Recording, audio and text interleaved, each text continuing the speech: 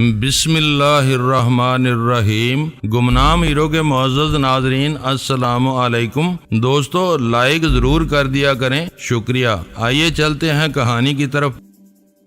ایک گاڑی گجرات میں بھی کل جلا دی گئی تھی، مگر اس کا مالک تھانے نہیں پہنچا۔ اچھا، پھر اس کی اطلاع تمہیں کیسے ملی؟ یہ بات ہمیں اختر اور حکیم خان نے بتائی ہے۔ وہ گاڑی انہوں نے جلائی تھی، وہ خود اس بات کا اعتراف کرتے ہیں، جس کے بدلے میں اس آدمی نے ان کی گاڑی جلا دی۔ مگر کیوں؟ کوئی وجہ تو ہونی چاہیے تھی نا۔ کچھ سمجھ میں نہیں آتا رنداوا صاحب۔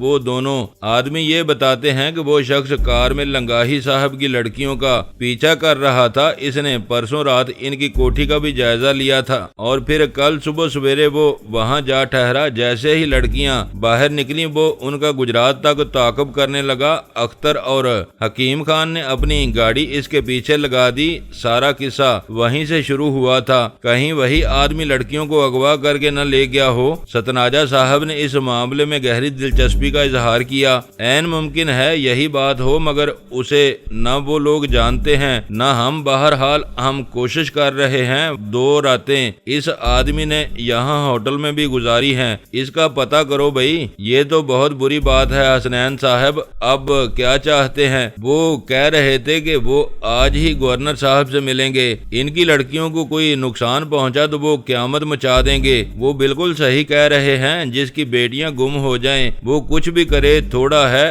اس نے ریسیور واپس رکھ دیا۔ آپ نے تھانے دار کی باتیں سن لی ہے نا؟ جی ہاں۔ آپ کو شاید میری بات پر اعتبار نہیں آ رہا تھا۔ کچھ اس کی صداقت پر مجھے شبہ تھا، مگر اب دور ہو گیا۔ بہرحال امید رکھیں حسنین لنگاہی لاہور آ ہی رہا ہوگا۔ ہاں، اس سے بہت سوچ سمجھ کر بات کریں۔ کسی کو میرے گھر کا پتہ آپ نہیں دیں گے۔ کوئی پاگل تھوڑی ہیں ہم۔ بس اسے آ لینے دیں۔ بڑے صاحب سے اس کی ملاقات ضرور ہوگی۔ اچھا، میں اب چلتا ہوں۔ بہتر ہے، میرا خیال ہے وہ لڑکیاں جاگ گئی ہیں۔ ہاں، آپ ٹھیک کہہ رہے ہیں۔ یہ کہہ کر میں حیدر کی طرف لپکا۔ وہ بھی ان دیوار کے ساتھ کھڑا ان کی آوازیں سن رہا تھا۔ دیکھو حیدر، ادھر آ۔ یہ جو لڑکیاں ہیں نا، ان کے سامنے تم منہ پر کوئی کپڑا باندھ کر جاؤ گے، سمجھے؟ کوئی جراب چڑھا اپنے یہ منحوس چہرہ ان کو مت دکھانا۔ اب جاؤ دوسری طرف کے دروازے میں سے ان سے بات کرو۔ جی بہت بہتر، میں واقعی جراب چڑھا لیتا ہوں، کہہ کر وہ اپنے کمرے میں جا گھسا۔ جب وہ باہر نکلا تو اس نے چہرے پر سیاہ رنگ کی جراب پہن رکھی تھی۔ اس نے دوسری طرف سے جا کر کمرے کا دروازہ کھولا تو میں اور ستناجا صاحب اس وقت کھڑکی کے قریب کھڑے تھے، اور ان کی باتیں اور ان کی صورتیں ہم صاف دیکھ سکتے تھے۔ حیدر نے دروازہ کھولا تو دونوں ایک دم اور زیادہ چیخنے لگیں۔ یہ ہمیں کس نے باندھا ہے یہاں؟ کون تھا وہ بدماش؟ ہم اس کو زندہ نہیں چھوڑیں گے۔ آہستہ بولے مس، بہت آہستہ۔ آپ کالو کے قبضے میں ہیں۔ وہی رات آپ دونوں کو اٹھا کر ادھر لے آیا تھا۔ ذرا یہ میرے ہاتھ کھولو، میں تمہاری بوٹیاں نوچ لوں گی۔ آخر تم ہو کون؟ کیوں پکڑ لیا ہے تم نے ہمیں؟ اب جن کا روب دیتے ہو ہمیں۔ آپ کو بہت بھوک لگی ہوگی، میں آپ کے لیے ناشتہ لاتا ہوں۔ بھائی خدا کے لیے ہمیں بتاؤ کہ ہم کہاں ہیں؟ کس نے ہمیں یہاں لا ڈالا ہے؟ میں تو خود نہیں جانتا ہوں ہمشیرہ۔ میں تو خود اغوا شدہ آدمی ہوں، آپ کی خدمت وہ مجھے سونپ گئے ہیں۔ کون سونپ گئے ہیں یہ خدمت؟ آخر وہ ہیں کون؟ ہم سے انہیں کیا ضد تھی؟ ہو سکتا ہے آپ انہیں پسند آ گئی ہوں۔ ہمشیرہ کوئی کیا کہہ سکتا ہے؟ حکم ان کا یہ ہے کہ میں آپ کو کوئی تکلیف نہ ہونے دوں۔ تکلیف کی بات کرتے ہو؟ ہمارے ہاتھ پیر بندھے ہوئے ہیں اور تم یہ کہہ رہے ہو؟ اس میں بھی ان کی کوئی مصلحت ہوگی۔ ابھی آپ ناشتہ کر لیں، پھر آرام سے سو رہیں۔ یہاں کوئی بچے وغیرہ نہیں ہیں جو آپ کی نیند میں خلل ڈال دیں۔ ہمیں نہیں کرنا ہے ناشتہ، یہ بکواس بند کرو اور فوراً ہمارے ہاتھ کھول دو۔ جمیلہ کچھ زیادہ ہی بے صبر ہو رہی تھی۔ ستناجا صاحب وہاں سے ہٹ گئے اور مجھے اپنے ساتھ کمرے میں لے جا کر بولے، ان سے بہت ہوشیار رہنا، لڑکیاں بہت تیز لگتی ہیں۔ بہرحال میرا خیال ہے کہ ان کو ہم جلدی ہی چھوڑ دیں گے۔ میں آپ کو شام کے وقت فون کروں گا۔ ٹھیک ہے، مجھے بھی ابھی کوئی کام نہیں ہے، میں ساری رات کا جاگا ہوا ہوں، ابھی آرام کروں گا۔ میں نے ستناجا صاحب کو لان تک پہنچاتے ہوئے کہا۔ وہ جیپ میں آئے تھے۔ اسی میں واپس چلے گئے، مگر اپنی کار کا ملال ان کے چہرے سے عیاں تھا۔ ستناجا صاحب کا دوسرا فون مجھے شام کو 4 بجے ملا۔ مجھے انہوں نے فوراً ہی اپنی کوٹھی آنے کے لیے کہا تھا۔ حیدر نے اس عرصے میں خدا جانے ان لڑکیوں کو کیسے رام کر لیا۔ وہ دوبارہ نہیں بولی۔ میرا خیال ہے اس نے انہیں افیون کی گولی کھلا دی تھی۔ کچھ نہ کچھ ہوا ضرور تھا۔ کمرے سے پھر ان کی آواز نہیں ابری۔ میں نے کھڑکی میں سے جھانک کر اندر دیکھا تو وہ ایک بار پھر گہری نیند میں تھی، اور یہ اچھی بات تھی، ورنہ خواہ مخواہ کا فضیحتا ہوتا رہتا۔ میں حیدر کو بہت زیادہ محتاط رہنے کا کہہ کر کوٹھی سے باہر نکلا اور ٹیکسی میں بیٹھ کر ستناجا صاحب کے حال جا پہنچا۔ وہ میرے ہی انتظار میں باہر کھڑے تھے۔ میرا لباس دیکھ کر وہ مسکرا دیے، بولے آپ اس لباس میں بہت خوبصورت لگ رہے ہیں سردار صاحب۔ جی ہاں، مجھے آپ نہیں بنائیں گے تو اور کون بنائے گا؟ بہرحال اب کیا پروگرام ہے؟ میں آج آپ کو بڑے صاحب کے ہاں لے جا رہا ہوں، چلیں جیپ میں بیٹھیں۔ اچھی طرح سوچ لیں، یہ آسان کام نہیں ہے جناب۔ کیا مطلب؟ کوئی ہمیں روک نہیں سکتا ہے۔ میں آپ کے ساتھ ہوں، بیٹھیں۔ مجبوراً میں ان کے ساتھ جیپ کی اگلی نشست پر جا بیٹھا، مگر طبیعت میری یہی چاہ رہی تھی کہ میں وہاں سے بھاگ نکلوں۔ کہاں میں، کہاں بڑے صاحب، اور ان سے میری ملاقات، وہ بھی ان کے خاص دفتر میں۔ بات بالکل ہی بے جوڑ سی لگتی تھی۔ وہ جو میرے اندر کا آدمی تھا وہ تو لرز کر رہ گیا۔ کوئی ایسی ویسی بات وہاں ہو گئی، کسی نے مجھے پہچان لیا، میرے فن کی داد وہاں دے دی، تو ایسے میں میرے پاس کیا رہ جائے گا؟ مگر جب ستناجا صاحب کہہ رہے تھے تو پھر وہ ٹھیک ہی کہہ رہے ہوں گے۔ آپ کی اطلاع کیا ہے؟ حسنین لنگاہی لاہور پہنچ چکا ہے اور آج 5 بجے بڑے صاحب سے اس کی ملاقات ہوگی۔ گڈ، پھر تو چانس ہے وہ یقیناً اپنی پارٹی تبدیل کر لے گا۔ ہو سکتا ہے، عین ممکن ہے، سیاست سے ہمیشہ کے لیے توبہ کر جائے، کچھ بھی ہو سکتا ہے۔ گاڑی کچھ ہی دیر بعد بڑے صاحب کے دفتر میں جا پہنچی۔ سپاہیوں نے ستناجا صاحب کو گاڑی میں دیکھ کر کسی قسم کا طرز نہیں کیا، بلکہ انہیں سلام کر کے آگے نکلنے دیا۔ ان کی وجہ سے مجھے بھی کسی کو روکنے کی جرت نہیں ہوئی۔ ستناجا صاحب نے جیپ بڑی عمارت کے سامنے پہنچ کر روک دی اور مجھے ساتھ لے کر وہ بڑے اطمینان سے بڑے دروازے کے اندر چلے گئے۔ اونچی اونچی چھتوں، ستونوں اور محرابوں سے سجی وہ عمارت دیکھنے والے کو حیران کرتی تھی۔ میں اسے پہلی بار دیکھ رہا تھا۔ اس عمارت نے بڑے بڑے جابر حکمرانوں کو دیکھا تھا، ان کے جاہو جلال، ان کے رعب و دبدبے اور ان کی ستود کو اپنے وجود میں جگہ دی تھی، اور اب یہ سارا سلسلہ میں بھی اپنی آنکھوں سے دیکھ رہا تھا۔ حیرت مجھے یہ ہو رہی تھی کہ وہ غلام جلانی جو پولیس کے نام سے لرز جاتا تھا، قانون جس کے لیے ایک آہنی شکنجے ایسی حیثیت رکھتا تھا، وہ غلام جلانی ایک نئے کالب میں ڈال کر اتنا نڈر اور بے باک ہو چکا تھا کہ وہ انہی لوگوں کے درمیان جا رہا تھا جن کے پاس اس کی گردن گروی رکھ دی گئی تھی۔ میرے اعمال تو ناگفتنی تھے، ان پر میں کسی طرح بھی فخر نہیں کر سکتا تھا، مگر میرے وہی کارنامے مجھے ایک نئی زندگی دے گئے تھے۔ میں سردار کریم نواز کی حیثیت سے یوں آگے بڑھ رہا تھا جیسے میرا قد سارے جہان سے بالا و بلند ہو چکا ہو۔ کوئی میرے دلی اضطراب کو سمجھ نہیں سکے گا۔ کوئی ہاتھ تھا، کوئی غیر مرئی ہاتھ تھا جو مجھے پیچھے گھسیٹ رہا تھا، مجھے بار بار یہ بات سمجھا رہا تھا کہ آگے مت جاؤ، تمہارا پردہ چاک ہو جائے گا، پھر تمہیں کوئی سنبھالنے والا بھی نہیں رہے گا، کوئی تمہاری یہاں ضمانت بھی نہیں دے سکے گا، اس کانٹوں بری سیج سے بچ جاؤ۔ جلانی تمہارے لیے یہی بہتر ہے، مگر اس کے باوجود میرے قدم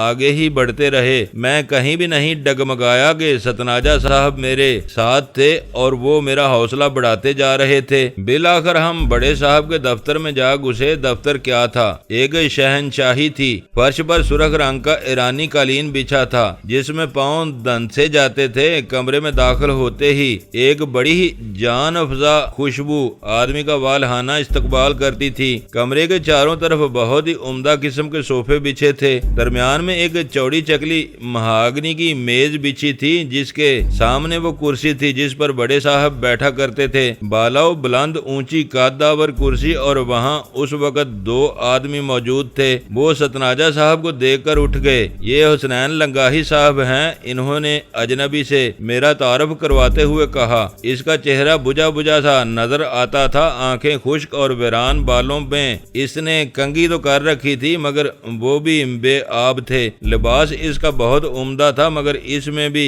ایک عجیب سی ابتری نظر آتی تھی، یوں نظر آتا تھا جیسے وہ آدمی پہروں روتا رہا ہو۔ ان سے میرا تعارف نہیں؟ ستناجا صاحب نے دوسرے آدمی کی طرف اشارہ کرتے ہوئے کہا۔ یہ میرے بھائی ہیں مرسلین لنگاہی۔ اوہ، آپ سے مل کر بہت خوشی ہوئی، یہ سردار کریم نواز ہیں، بڑے صاحب سے ملنے کے لیے میرے ساتھ ہی چلے آئے۔ انہوں نے باری باری مجھ سے مصافحہ کیا مگر ان دونوں کے ہاتھ ٹھنڈے ہو رہے تھے۔ ایک اندرونی اضطراب تھا جس نے انہیں بے بس کر رکھا تھا۔ خدا کے لیے ستناجا صاحب میری کچھ مدد کریں، میں برباد ہو گیا ہوں، حسنین لنگاہی نے کہا۔ خیر تو ہے حسنین صاحب، ہوا کیا ہے آخر؟ ستناجا نے ان کے کندھے پر ہاتھ رکھ کر کہا۔ میری دونوں بیٹیاں، اوہ میرے پروردگار، رات کوئی انہیں اغوا کر کے لے گیا ہے، میں تو جیتے جی مر گیا، خدا کے لیے میری مدد کریں۔ ارے یہ کیا کہہ رہے ہیں آپ؟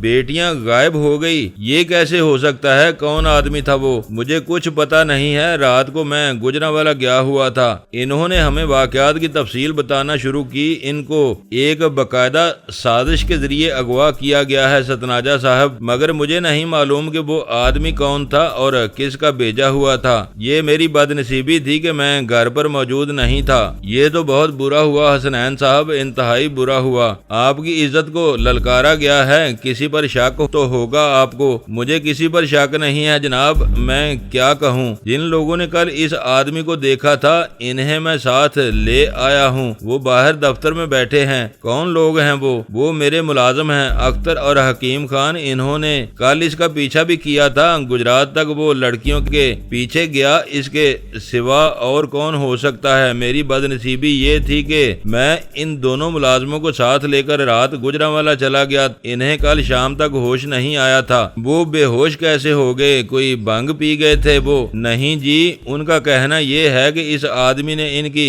گردن دبائی تھی جس سے وہ بے ہوش ہو گئے۔ پتہ نہیں وہ کیسا آدمی تھا۔ میرے دونوں ملازم کل کہیں شام کو 8 بجے ہوش میں آئے۔ مجھے بڑے صاحب سے ملا دیں ستناجا صاحب، میں بڑی آس لے کر آیا ہوں۔ ہاں کیوں نہیں، ان سے آپ ضرور مل لیں، مگر ایسا تو نہیں ہے کہ وہ لڑکیاں خود ہی یہ نہ کہیں، ایسا ظلم نہ کریں ستناجا صاحب، خدا کے لیے ان کو اور رسوا نہ کریں۔ میں اپنی بیٹیوں کو جانتا ہوں، وہ ایسی ہرگز نہیں ہیں ستناجا صاحب، وہ ایسی نہیں ہے۔ میں نے تو ویسے ہی بات کی ہے حسنین صاحب، مجھے آپ سے دلی ہمدردی ہے۔ آپ نے تھانے میں رپورٹ درج کرائی ہے؟ جی ہاں، یہ میری بد نصیبی کی انتہا ہے کہ مجھے بیٹیوں کی تلاش میں وہاں جانا پڑا، اس سے زیادہ ذلت اور کیا ہوگی۔ وہ مجھ سے طرح طرح کے سوالات کرتے تھے، میں انہیں کیا جواب دیتا؟ میں ان کا والد ہوں ستناجا صاحب، مجھ سے پوچھیں کہ میرے دل پر کیا بیت رہی ہے۔ ان کی ماں کا رونا مجھ سے نہیں دیکھا جاتا۔ یہ کیا ہو گیا ہے جناب، میں کہاں جاؤں؟ اس کے بھائی نے اسے صبر کرنے کے لیے کہا مگر اسے کیسے چین آ جاتا؟ صبر تو اس کے بس کی بات نہیں تھی۔ ذرا دیر رک کر وہ پھر بولا، اختر نے جس کار کو گجرات میں آگ لگائی وہ اسی آدمی کی کار تھی جو لڑکیوں کا پیچھا کر رہا تھا۔ آج ہم وہاں بھی گئے تھے، اس کار کا نمبر مجھے مل گیا ہے مگر وہ پورا نمبر نہیں ہے، صرف 262 پڑھا جا سکتا ہے۔ LEB واضح تھا مگر پورے نمبر ہی نہیں پڑھ سکے، سب کچھ جل گیا تھا۔ اوہ یہ تو بہت اچھی بات ہے، دکھائیں وہ نمبر، ستناجا صاحب نے پریشان ہو کر کہا۔ ان کا رنگ ایک لمحے کے لیے تو اڑ گیا تھا، میں نے معاملے کو اس نظر سے دیکھا ہی نہیں تھا۔ آگ اسے کتنا ہی جلا دیتی، اس ڈھانچے میں سے کوئی نہ کوئی چیز تو ایسی رہ گئی ہوگی جس سے کار کی ملکیت کا پتہ چلایا جا سکتا تھا۔ حسنین نے جیب سے ایک کاغذ نکال کر ان کے سامنے رکھ دیا، وہ بلا شبہ ہماری ہی کار کا نمبر تھا، 4262 نمبر اسے ملا تھا اور وہ لاہور میں رجسٹر ہوئی تھی۔ اس کے کاغذات بھی گاڑی میں موجود تھے، وہ نمبر ہم دونوں نے بڑے غور سے دیکھے۔ گاڑی میں اس کے کاغذات بھی تو موجود ہوں گے؟ جی نہیں، وہ سب کچھ جل گیا تھا، صرف نمبر پلیٹ سے ہم یہ نمبر حاصل کر سکے ہیں، باقی سب کچھ بسم ہو چکا تھا۔ اختر کو تو نمبر یاد ہوگا؟ جی نہیں، اس نے ادھر دھیان ہی نہیں دیا۔ میرا خیال ہے ہم نے اس نمبر سے گاڑی کے مالک کا پتہ کر سکتے ہیں مگر اس کا پہلا نمبر غائب ہے۔ این اس وقت ایک چپراسی کمرے میں آیا اور بولا، اس وقت صاحب آپ سے نہیں نہیں مل سکیں گے، انہیں اچانک اسلام آباد جانا پڑ گیا ہے اور وہ ایئرپورٹ چلے گئے ہیں۔ حسنین کا رنگ پیلا ہونے لگا، وہ ایک بار پھر کرسی سے اٹھ گیا، مجھے یوں لگا جیسے وہ یہ خبر سن کر وہیں جان دے دے گا۔ مرسلین نے اسے سنبھالا اور بولا، آپ پریشان نہ ہوں بھائی، حوصلہ رکھیں، لوگ مر بھی تو جاتے ہیں، حادثے ہو جاتے ہیں، کوئی اور مصیبت آ جاتی ہے، ان سے ہم کل بھی مل سکتے ہیں۔ وہ ٹھیک کہہ رہا تھا، آدمی کو حوصلہ تو نہیں ہارنا چاہیے، یہی تو اس کا اثاثہ ہے، اسے ہی وہ کھو دے تو پھر اس کے پاس کیا بچتا ہے۔ کچھ کریں ستناجا صاحب، خدا کے لیے میری مدد کریں، میری بیٹیاں مجھے واپس دلا دیں۔ آپ پریشان نہ ہو حسنین صاحب، میں پوری کوشش کروں گا۔ آپ ابھی اگر لاہور میں ہیں تو اپنا فون نمبر مجھے دے دیں، میں آپ سے پھر بات کروں گا۔ ہاں یہ میرا فون نمبر ہے، میں اپنے بھتیجے کے ہاں ٹھہرا ہوا ہوں۔ یہ کہہ کر اس نے اپنا فون نمبر انہیں دے دیا۔ کچھ ہی دیر بعد وہ دونوں وہاں سے نکل کر باہر چلے گئے۔ جیسے ہی کمرے میں تخلیہ ہوا، چپراسی دروازے کھڑکیاں بند کرنے لگا۔ ہم بھی وہاں سے اٹھ کر جیپ میں جا بیٹھے۔ آپ نے تو کہا تھا کہ گاڑی مکمل طور پر جل گئی تھی، مگر یہ نمبر تو کچھ اور ہی بتاتا ہے۔ میرا تو یہی خیال ہے، اب ہمیں کیا کرنا چاہیے؟ فکر کی بات بہرحال نہیں ہے، وہ گاڑی مجھے کچھ ہی دن پہلے تحفے میں ملی تھی، اس کے مالک کراچی میں رہتے ہیں، ابھی کاغذات میرے نام منتقل نہیں ہوئے۔ یہ تو بہت اچھا ہوا، ورنہ تو ہم اپنا پتہ وہاں چھوڑ آئے تھے۔ میں نے اطمینان کا سانس لیا، اس پر کراچی کا نمبر درج ہے اور وہ بھی انہیں پورا نہیں مل سکا۔ خدا نے ہماری عزت رکھ لی ہے، آئیں اب چلتے ہیں۔ یہ کہہ کر ستناجا صاحب نے جیپ اسٹارٹ کر دی۔ ایک لہجے کے لیے تو وہ بھی پریشان ہو گئے تھے۔ جب ہم ان کے دفتر سے باہر نکلے تو ستناجا صاحب بولے، وہ ایک اسمگلر کی کار ہے، ایسی تو کئی کاریں جلا سکتے ہیں، آپ بہرحال پریشان نہ ہوں، مجھ سے اس کی حالت نہیں دیکھی جاتی ہے، اس کی تسلی کے لیے کچھ کریں۔ میں آج یا کل کسی کو اس کی طرف بھیجوں گا، اسے ہم مجبور کر دیں گے کہ وہ سیاست سے باز آ جائے، ورنہ اس کی لڑکیاں اسے کبھی واپس نہیں ملیں گی۔ مگر اس کا مقابلہ کس سے ہوگا؟ وہ برکت علی چیمہ سے پنجہ لڑا رہا ہے اور ہم یہی نہیں چاہتے۔ بڑے صاحب کا راستہ تو صاف ہو چکا ہے، ورنہ وہ ہادی علی انہیں بھی ذلیل کر دیتا۔ اس کا مطلب یہ ہے کہ وہ شیر دل آہو آپ کے لیے کام کر رہا تھا، وہاں بڑے صاحب سے اس کی بہت گاڑی چھنتی ہے، مگر آج کل وہ ہے کہاں؟ مجھے بہت دنوں سے نظر نہیں آیا۔ وہ اپنے گاؤں گیا ہوگا، مگر اس کے بیوی بچے تو یہاں ہی ہیں۔ کیا اس ہادی علی کا نام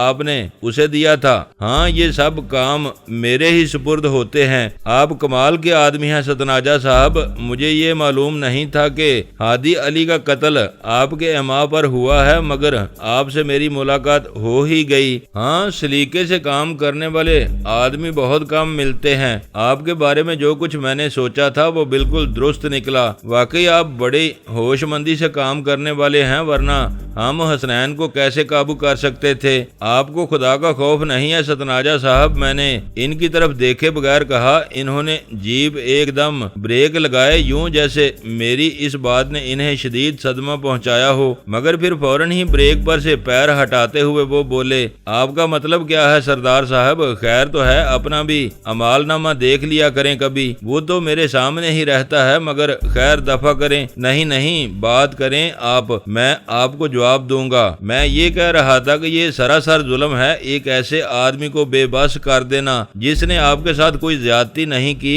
کسی بھی طرح جائز نہیں ہے۔ مگر میں نے تو کچھ نہیں کیا۔ آپ نے جب ان لڑکیوں کو اٹھایا تو اس وقت آپ کے ذہن میں کیا تھا؟ وہ میں مجبور ہوں ستناجا صاحب، اور میری مجبوری کو آپ بخوبی سمجھ سکتے ہیں۔ میں بندوق میں رکھی گولی ہوں، جدھر آپ چاہیں گے چلا دیں گے۔ چلیں، اچھا ہے آپ کو یہ احساس تو ہے، آپ ہمارا ساتھ دیں گے تو ہم آپ کو زندگی کا سفر آسانی سے گزارنے میں ہر قسم کی مدد دیں گے، اور یہی ہمارا آپ سے وعدہ ہے۔ اتنے میں جیپ میری کوٹھی تک جا پہنچی۔ ستناجا صاحب نے اس کا رخ موڑا تو میں نے کہا، لڑکیوں کو نہیں دیکھیں گے آپ؟ نہیں سردار صاحب، ان سے تو بچ کر ہی رہیں اور خود کبھی ان کے سامنے نہ جائیں، یہ بات بہت اہم ہے۔ ان کو آپ کی شکل کبھی نظر نہیں آنی چاہیے۔ ایسا ہی ہوگا، آپ فکر نہ کریں، حیدر کو بھی میں نے سمجھا دیا تھا۔ یہ کہہ کر میں نے ان سے مصافحہ کیا اور آگے بڑھ کر میں نے گیٹ کی اطلاعی گھنٹی بجا دی۔ حیدر نے آ کر جب دروازہ کھولا تو وہ مجھے بہت ہی پریشان نظر آیا۔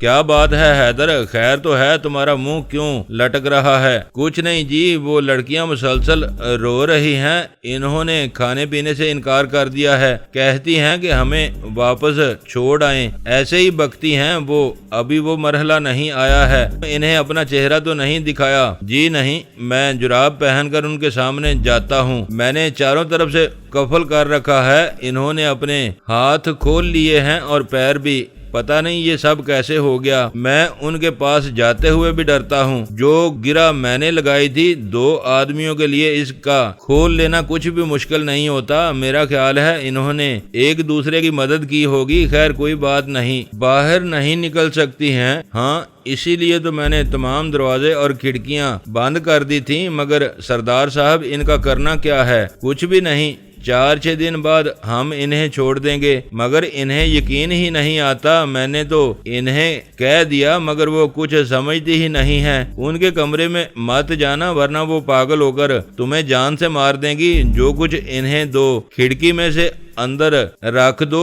جی بہت بہتر، میں یہی کروں گا، مجھے بھی ان سے سخت ڈر لگتا ہے، وہ بہت بفری ہوئی ہیں، بس ٹھیک ہے، اگر وہ کھانا مانگے تو انہیں دے دینا، کچھ پھل بھی ان کے سامنے رکھ دو، انہیں یہاں کسی قسم کی تکلیف نہیں ہونی چاہیے۔ کوٹھی کے اندر پہنچ کر میں لباس تبدیل کر کے پلنگ پر جا بیٹھا، حیدر نے کھانا تیار کر رکھا تھا، وہ اس نے میرے سامنے رکھ دیا، لڑکیاں تیسرے کمرے میں تھیں اور وہ اب تک اتنا رو چکی تھی کہ اب ان سے مزید رویا نہیں جاتا تھا۔ کھانے میں ہاتھ ڈالنے سے پہلے میں ان کو دیکھنے چل دیا، جس کھڑکی میں سے میں انہیں دیکھ سکتا تھا اس کے پردے گرے ہوئے تھے، جہاں میں کھڑا تھا وہاں مکمل اندھیرا تھا، اس لیے میں انہیں نظر نہیں آ رہا تھا۔ دونوں لڑکیاں ایک ہی بیڈ پر بیٹھی تھیں، کمرے میں بتی جل رہی تھی، ان کی تنہائی انہیں چاروں طرف سے نرگے میں لے رکھا تھا، دونوں کے چہرے اترے ہوئے تھے اور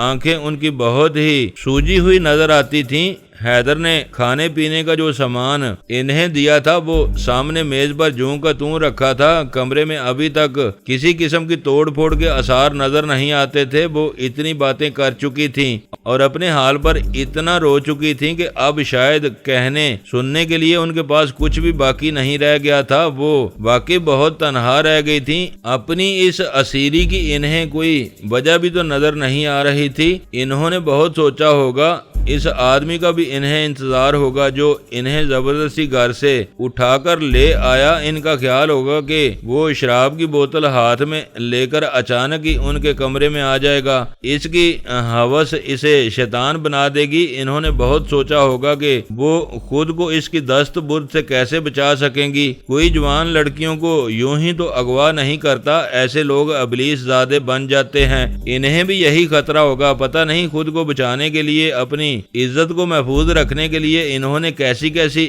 باتیں سوچی ہوں گی۔ کمرے کا سناٹا بڑا گمبھیر ہو گیا تھا، دونوں سر جھکائے خاموش بیٹھی تھیں، ان کی سمجھ میں نہیں آ رہا ہوگا کہ انہیں کیوں اغوا کیا گیا ہے اور وہ آدمی ہاتھ میں شراب کی بوتل لیے ابھی تک ان کے سامنے کیوں نہیں آیا، ان کی حالت مجھ سے دیکھی نہیں جاتی تھی، مگر میں مجبور تھا، ان کی کوئی مدد نہیں کر سکتا تھا۔ تھک ہار کر میں پھر اپنے کمرے میں جا پہنچا، میرا کھانا ٹھنڈا ہو رہا تھا مگر اس سے زیادہ برودت مجھے اپنے دل میں محسوس ہو رہی تھی۔ آدمی حالات کی اسیری کا مقابلہ کیوں کر سکتا ہے، ہر زنجیر اسے پہاڑ نظر آتی ہے، میرا بھی یہی حال تھا، سکون مجھے ایک پل کے لیے بھی نہیں تھا، وہ اگر پریشان تھی تو ان سے زیادہ میں نڈال ہو رہا تھا، کیونکہ وہ میری ہی وجہ سے اس حال کو پہنچی تھی، مگر میری بے بسی دیکھیں، وہ میرے سامنے تھی، انہیں میں اس اسیری سے رہائی بھی دلا سکتا تھا مگر پھر بھی میں ان کے لیے کچھ نہیں کر سکتا تھا، پتہ نہیں ایسا کیوں تھا، کیا یہ صرف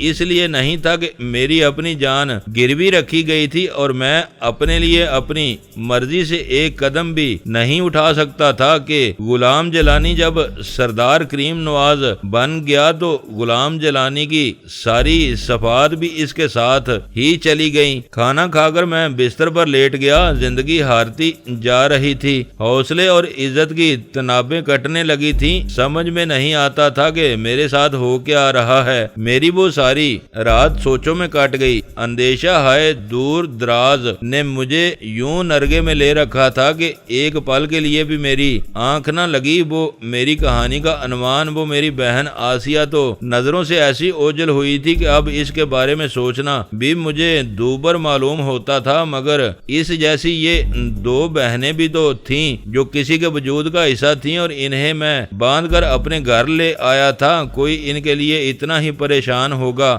جتنا میں تھا، مگر جب میرے دل میں ان کے لیے کوئی ہمدردی کا جذبہ نہیں اٹھ رہا تھا، جب میں سب کچھ کرنے کے باوجود ان کے لیے کچھ نہ کر سکتا تھا، تو پھر جس حال میں آسیہ پھنسی تھی وہ اسے کیسے کاٹ سکتی تھی؟ کسی نے اس پر بھی پہرے بٹھا رکھے ہوں گے۔ نہ اس کی آواز مجھ تک پہنچتی تھی، نہ میرا حرف مدعا اس تک پہنچ رہا ہوگا۔ یہ کیسی بے بسی ہے! پروردگار، اپنی تمام تر نیتوں کی نیکی اور ارادے کی پختگی کے باوجود ہم منزل مقصود تک نہیں پہنچ سکتے، تو کیا یہی آدمی کی تقدیر ہے؟ میری ساری رات انہی سوچوں میں غلطاں گزر گئی، اور میں بغیر آنکھ جھپکے صبح سویرے یوں اٹھ گیا جیسے میں ساری رات چلتا رہا ہوں۔ بدن میں شدید درد محسوس ہو رہا تھا۔ بستر کی بے پناہ نرمی مجھے اور زیادہ تھکا گئی تھی۔ غسل خانے میں جا کر میں کتنی ہی دیر تک پانی سے کھیلتا رہا، مگر میں نے محسوس کیا کہ جب دل ہی مطمئن نہ ہو تو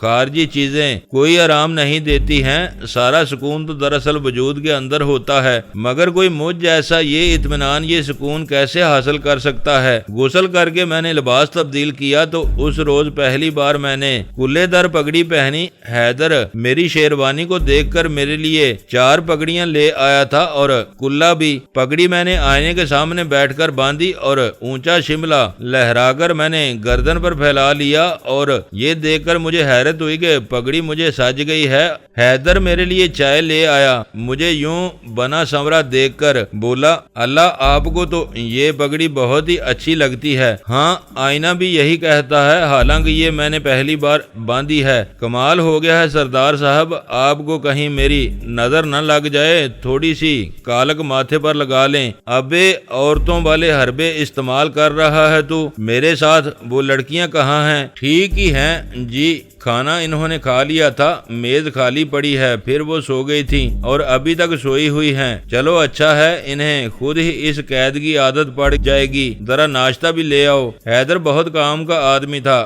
گھر گرہستنوں کی طرح کام کرتا تھا، صبح سویرے ہی اٹھ کر گھر کے کام دھندے میں جت جاتا تھا۔ میرا خیال ہے میں نے اسے روک کر اچھا ہی کیا تھا، ورنہ میں کوئی بھروسے کا آدمی کہاں سے تلاش کر سکتا تھا۔ دوستو، ویڈیو کو لائک ضرور کر دیا کریں۔ ISI پاک آرمی زندہ باد، پاکستان پائندہ باد۔ معزز ناظرین، اپنا خیال رکھیے گا اور اپنے اس چینل کا بھی شکریہ۔